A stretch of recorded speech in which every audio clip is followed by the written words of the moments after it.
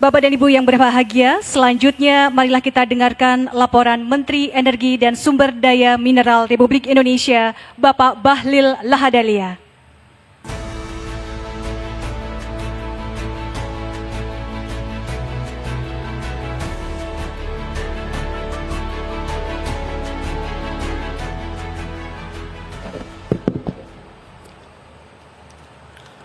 Bismillahirrahmanirrahim.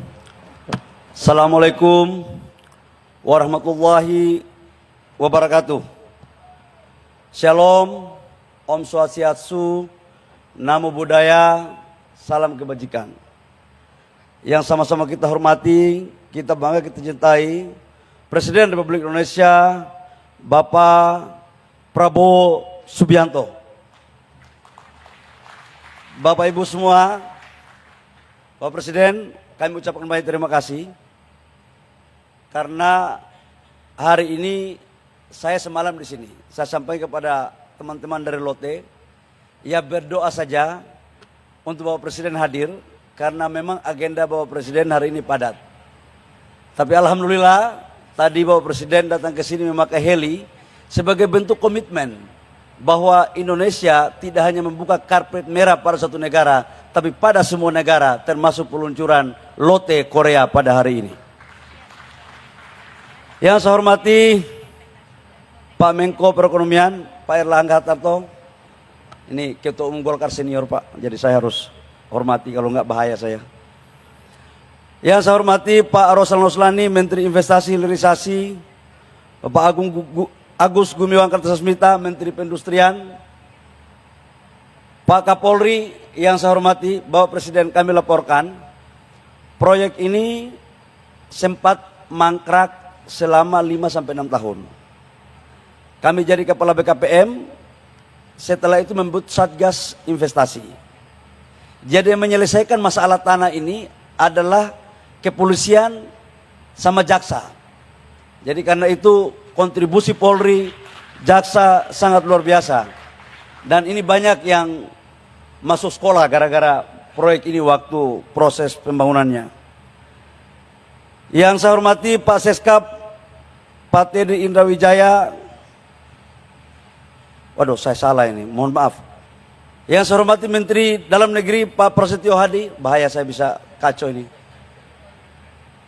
Pak Sekretaris Negara Bapak Prasetyo Hadi, Pak Menlu Bapak Sugiono, ini gugup saya Pak.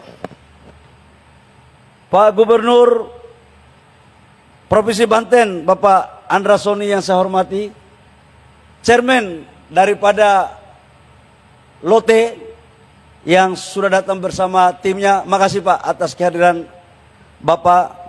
Saya ingat betul mengurus proyek ini tahun 2020, 2021 10 kali saya ke Korea. Waktu itu Covid, mengurus Lotte sama LG. Satu orang staf saya kena Covid di tahun 2021 dan tinggal di Korea. Tapi demi membangun kebersamaan Korea dan Indonesia, kita maju terus, pantang mundur. Yang saya hormati seluruh pejabat Forkopimda Provinsi Banten, ada Pak Kapolda, Kejaksaan Tinggi dan semuanya, Pak Wali Kota yang saya hormati. Yang saya hormati, saya muliakan Duta Besar Korea untuk Indonesia dan Duta Besar Indonesia untuk Korea yang sempat hadir, Kepala Kantor Komunikasi Kepresidenan yang saya hormati Pak Angga, seluruh direksi pejabat Lotte yang saya hormati, yang mohon maaf saya tidak sebut satu persatu, dan seluruh Satgas Hilirisasi yang berbahagia. Bapak Presiden, izinkan saya untuk melaporkan bahwa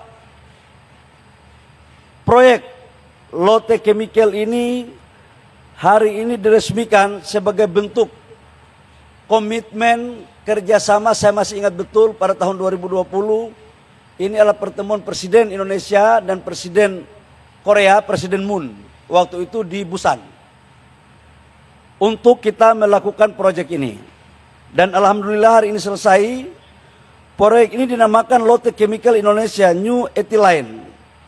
dan merupakan bagian proyek dari kompleks petrokimia terintegrasi di Cilegon, Provinsi Banten, yang masuk dalam proyek strategi nasional PSN. Ini memiliki investasi sebesar 3,9 miliar, tapi kelihatannya ada cost of run sehingga naik menjadi 4 miliar US dollar. Kalau dikurskan sekarang sudah mencapai kurang lebih sekitar 63 sampai 64 triliun rupiah dan menjadikan salah satu investasi petrokimia terbesar di Asia Tenggara. Jadi proyek ini terbesar di Asia Tenggara. Mereka punya juga ada lote di Malaysia, tapi di sini yang paling besar. Konstruksi proyek ini mulai tahun 2022 dan berhasil mulai beroperasi pada Oktober 2025. Berkat kolaborasi yang solid antara tenaga ahli Indonesia dan Korea, serta dukungan penuh dari pemerintah pusat dan pemerintah daerah. Proyek ini dirancang untuk menghasilkan 15 jenis produk utama, diantaranya etilana, propilena, dan berbagai produk turun lainnya yang menjadi bahan baku penting bagi industri hilir seperti peralatan medis, karet, sintetis, kabel listrik, ban kendaraan, serta beragam produk manufaktur yang mendukung kebutuhan masyarakat dan dunia industri. Sebagai informasi, LC merupakan program proyek petrokimia terpadu kedua di Indonesia. Kami laporkan Bapak Presiden, jadi proyek ini pertama 30 tahun lalu yang dikerjakan oleh Chandra Asri. Setelah di zamannya Pak Harto, di zaman Orde Baru, tidak pernah lagi kita mengerjakan proyek sebesar ini. 30 tahun kemudian, presidennya Bapak Presiden Prabowo, baru kemudian kita mampu eksekusi untuk kita meresmikan proyek yang sama di Republik ini. Ini mungkin karena menjelang tanggal 10 November Pak, Hari Pahlawan. Jadi memang yang berbuat besar kepada bangsa ini hanya orang yang punya cita-cita dan keberanian besar. Dari total kapasitas produksinya sekitar 70% akan dipasarkan di dalam negeri dan 30%-nya di luar negeri. Jadi Bapak, selama ini kita impor.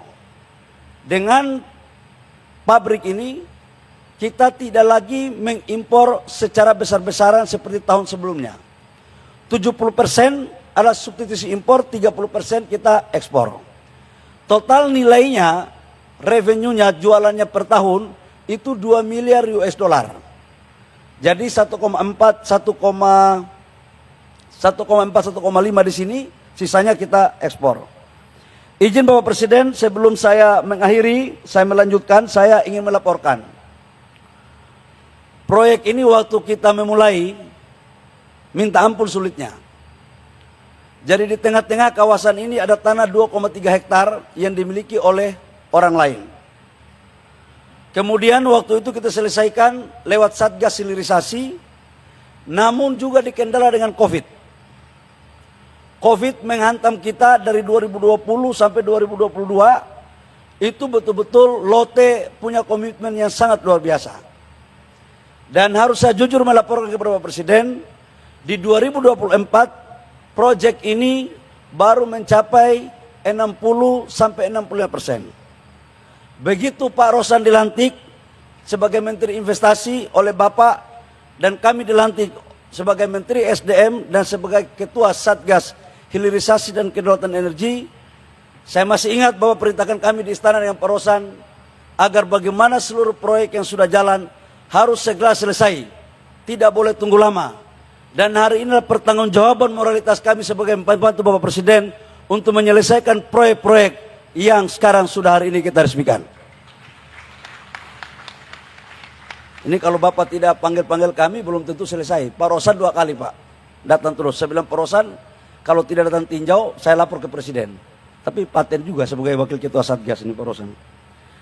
Bapak Presiden, kami laporkan juga bahwa keberadaan proyek ini tidak hanya memberikan nilai ekonomi yang besar, tapi juga mempunyai makna strategis dalam kerangka pembangunan nasional.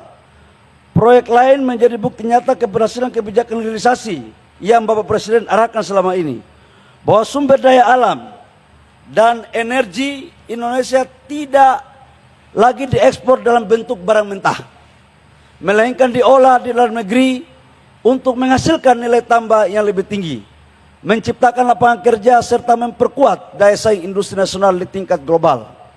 Kami melaporkan dalam masa konstruksi Bapak sampai dengan sekarang, total tenaga kerja kita di puncaknya itu 17.000 di karyawan di sini. Tetapi kalau kita kalikan dengan stay-nya nanti, itu antara kerja langsung dan tidak langsung itu mencapai 40.000 lapangan pekerjaan dari proses pembangunan proyek ini.